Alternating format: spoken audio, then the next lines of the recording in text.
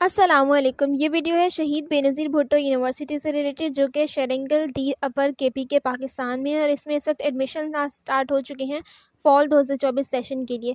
तो इस वीडियो में हम डिस्कस करेंगे कौन कौन से प्रोग्राम्स हैं जो कि इस वक्त ऑफर हो रहे हैं, उनका एलिजिबिलिटी क्राइटेरिया वगैरह क्या होगा, आप इसमें किस तरह से अप्लाई कर सकते हैं और बाकी तमाम डिटेल्स। तो सबसे पहले इनका जो मेन कैंपस है शेरिंगल के अंदर, वहाँ पर जो इनके प्रोग्राम्स ऑफर हो रहे हैं वो BS बॉटनी है, BS ज़ूलॉजी है, BS एनवायरमेंटल साइंस है, BS सोशल वर्क है, एजुकेशन है, फिजिकल एजुकेशन है और बीएड का 1.5 ईयर्स का प्रोग्राम है। इसके अलावा इनकी जो एलिजिबिलिटी है मिनिमम 45% मार्क्स हैं और बॉटनी ज़ूलॉजी के लिए आपको प्री मेडिकल चाहिए। इसके अलावा जो बाकी सारे प्रोग्राम्स में कोई भी आपने FA किया हुआ है, FSC किया हुआ है, कोई भी इक्विवेलेंट डिग्री की हुई है तो आप इसमें अप्लाई कर सकती हैं।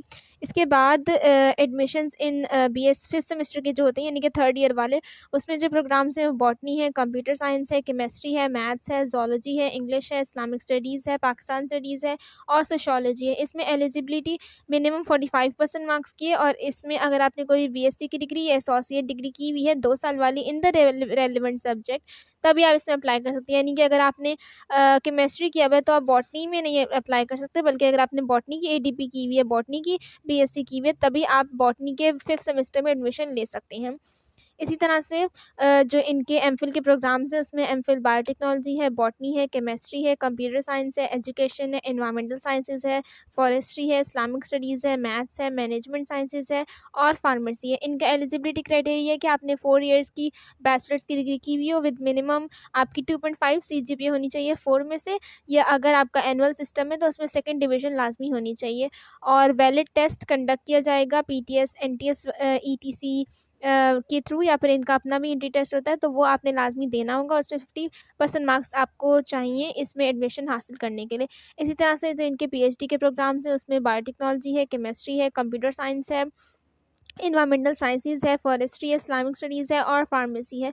इसमें जो एलिजिबिलिटी है वो भी 3 CGPA की है 4 में से और रेलेवेंट डिग्री में आपने एमफिल किया हुआ हो और बैचलर्स वगैरह किया हुआ, मास्टर्स किया हुआ और एंट्री टेस्ट जो है वो गैट सब्जेक्ट टेस्ट कंडक्ट होता है जो NTS वगैरह के थ्रू, वही आपने देना है, या फिर कोई भी टेस्टिंग एजेंसी के थ्रू जो टेस्ट होता है वो आपने देके 60% अगर आपके उसमें स्कोर हैं उससे ज़्यादा, तब आप इसमें एलिजिबल होंगे अप्लाई करने के लिए।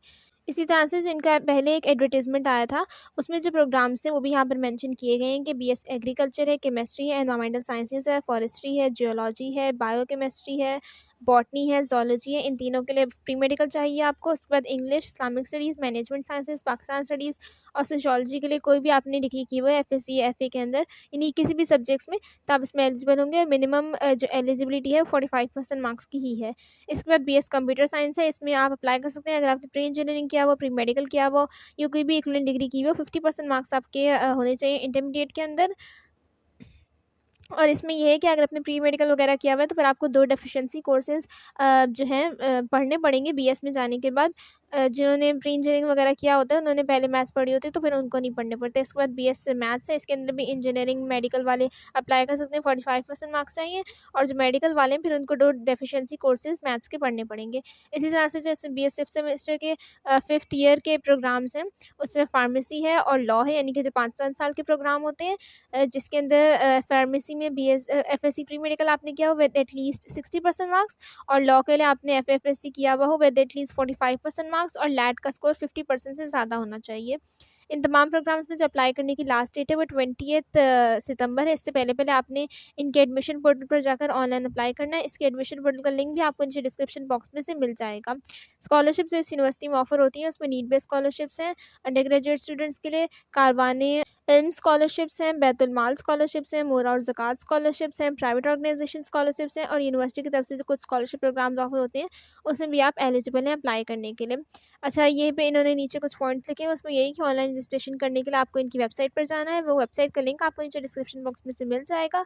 वहाँ पर जो इनकी एप्लीकेशन प्रोसेसिंग फ़ी होगी वो 1000 होगी पर प्रोग्राम और for undergraduate and ₹1500 for MS MPhil programmes के लिए। और ये HBL के अकाउंट में आपने ऑनलाइन वगैरह सबमिट करवाना होगा या फिर खैबर बैंक में। और ये जो यहाँ पर अकाउंट नंबर्स भी लिखे हुए हैं ये आप देख लीजिएगा और फिर इसमें आपको सबमिट करवाना होगा बैंक चालान के थ्रू या फिर ऑनलाइन। और जो फ़ी रिसिप्ट होगी वो आपने ऑनलाइन एडमिशन फॉर्म के साथ ही एडमिशन पोर्टल पर अपलोड करनी होगी। इसके अलावा ऐसे स्टूडेंट्स जिन्होंने ऑलरेडी गैट जर्नल ये गैट सब्जेक्ट का टेस्ट दिया हुआ है एनटीएस एटीएस वगैरह के थ्रू जो कंडक्ट किया जाता है, तो फिर वो एमएस और एमफिल या पीएचडी में अप्लाई करने के लिए 1000 रुपीज़ सबमिट करवाएंगे, 1500 रुपये नहीं करवाएंगे। ओरिजिनल डॉक्यूमेंट्स और ओरिजिनल फ़ी रिसिप्ट जो है आपने इंटरव्यू के वक्त दिखानी होगी इंटर टेस्ट के बाद, ताकि आपका जो है एप्लीकेशन जो है वो प्रोसेस हो सके। और जब आप इंटरव्यू के लिए जाएंगे तो आपको एक सेट ऑफ डॉक्यूमेंट्स अपना लेके जाना होगा। वही डॉक्यूमेंट्स होंगे जो आपको वेबसाइट अपलोड करने होंगे, और फिर यही आपको बाद में भी लेके जाने होंगे हार्ड कॉपी के अंदर, जो फोटो कॉपीज़ वगैरह होती हैं।